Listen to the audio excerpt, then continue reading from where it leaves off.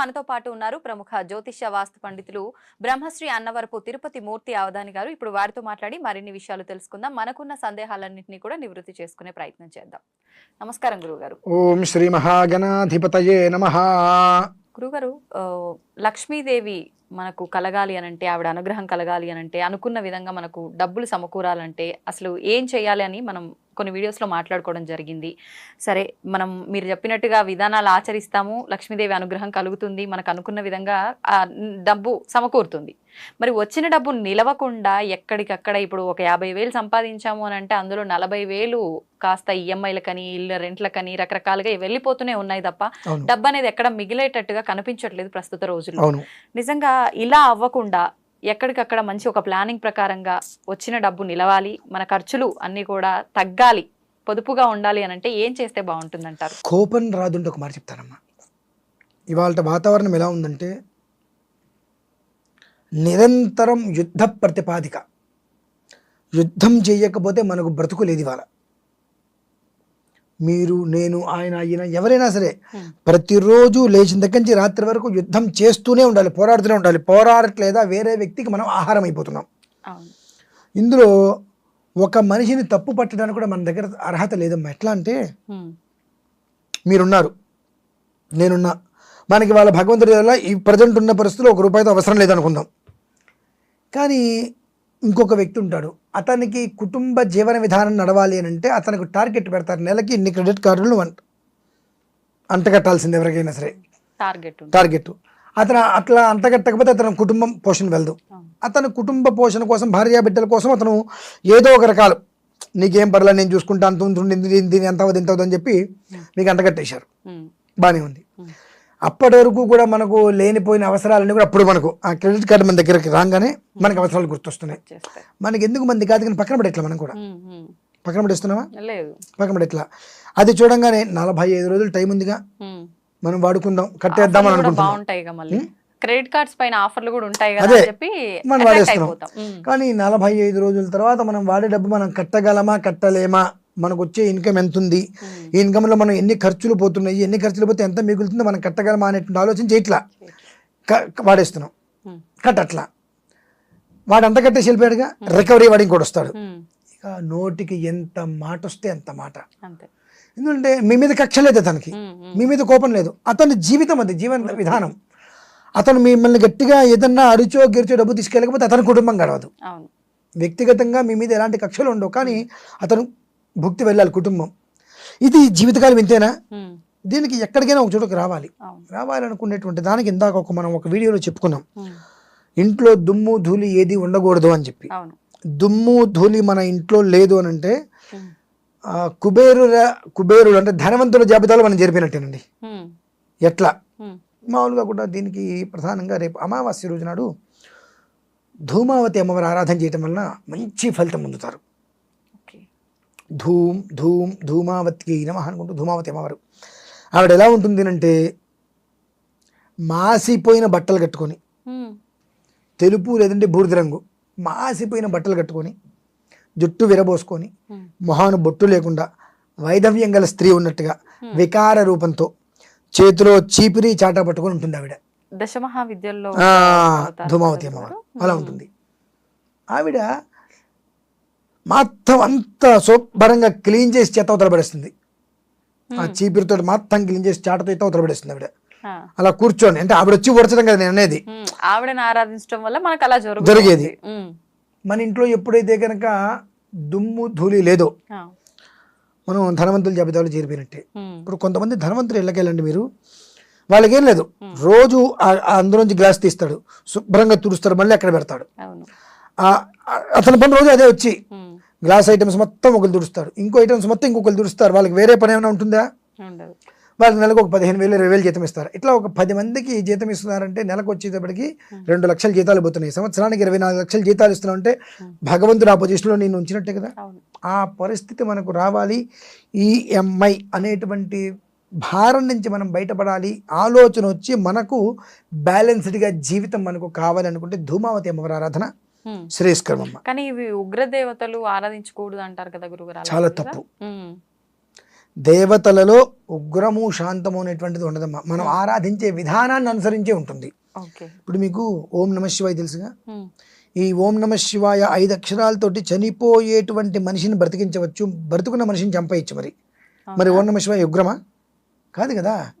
అంటే ఆ సాధన చేసేవాడు ఎలా సాధన చేస్తాడో అలా శక్తి వస్తుంది వాడికి, అంతే. ఓకే. అమ్మవారిలో ఎలాంటి దోషం లేదండి, మనం ఎలా ఆరాధన చేస్తే. ఇప్పుడు ఆరాధన చేసే ఒక విషయం చెప్తా. ఒక తండ్రికి కూతురు ఎంతో గొప్పగా కనిపిస్తుంది, కనిపిస్తుందా? అన్నయ్యకి చెల్లెలు చాలా గొప్పగా కనిపిస్తుంది. అలాగే పక్కింటి ఆవిడ ఎంతో అందంగా కనిపిస్తుంది. భర్తకి భార్య వచ్చేటప్పటికి నాయన దీన్ని నేను తట్టుకోలేనరా భగవంతుడు అనిపిస్తుంది. అంటే నీ చూసే చూపు. తండ్రికి కూతురుగా స్త్రీనే, చెల్లెలుగా స్త్రీనే, పక్కింటి ఆవిడ స్త్రీనే, నీ భార్య స్త్రీనే. కానీ నువ్వు చూసే చూపు ఎలా ఉంది? ఆ విధానాన్ని అనుసరించి ఒక మనిషికి గొప్పగా ఉన్నత స్థాయిలో కనిపించినటువంటి కూతురు ఇంకొక మనిషి దగ్గర వచ్చి నేను దీన్ని భరించలేనురా అంటున్నాడు. చూసారా? అంటే అక్కడ మనం చూసే విధానాన్ని అనుసరించి ఉంటుంది. మంచిగా చూసామనుకోండి మంచిగానే కనిపిస్తుంది, లేదనుకోండి ఆయన కూతురుగా చూస్తే ఆయన కూతురుగానే కనిపిస్తుంది, నా భార్య అనుకుని చూస్తే అలా గొప్పగానే కనిపిస్తుంది. సో అలానే అమ్మవారి విషయానికి వస్తే మనం ఏ విధానాన్ని అయితే అనుసరిస్తామో ఆ రకంగా ఆవిడ మనకి ప్రత్యక్షమిస్తుంది. మరి ఉగ్రంగా ఎందుకు కనిపిస్తారు వాళ్ళు అంటే రాక్షసుల్ని భయపెట్టడం కోసమే. అంటే రాక్షసులు అంటే లోపల ఉండేటువంటి రాక్షసత్వం ఉంటుంది.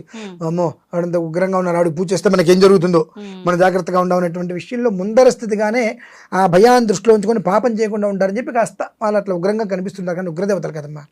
ఆ ధూమావతి అమ్మవారి ఆరాధన కనుక చేసినట్లయితే ఎంత శుచిస్మితంగా శుచిర్భూతంగా ఉంటుందంటే వాళ్ళ కుటుంబము. ఏం లేదు, ఆవిడనేం లేదు నాకు ఇది పోవాలి, నాకు ఇది పోవాలి, నాకు ఇది పోవాలని ఆరాధించి నాకు ఇది కావాలని పిలవద్దు. ఆవిడ వరకు వస్తే నాకు ఇది కావాలని చెప్పద్దు. నాకు ఇది పోవాలి, నాకు ఇది పోవాలి, నాకు ఇది పోవాలి, నాకు ఇది అంటే మన చుట్టూతో ఉండేటువంటి నెగిటివ్ పోతేనే పాజిటివ్ లోపలికి వస్తుంది. నెగిటివ్ ఉందనుకో పాజిటివ్ ఎక్కడ వస్తుంది?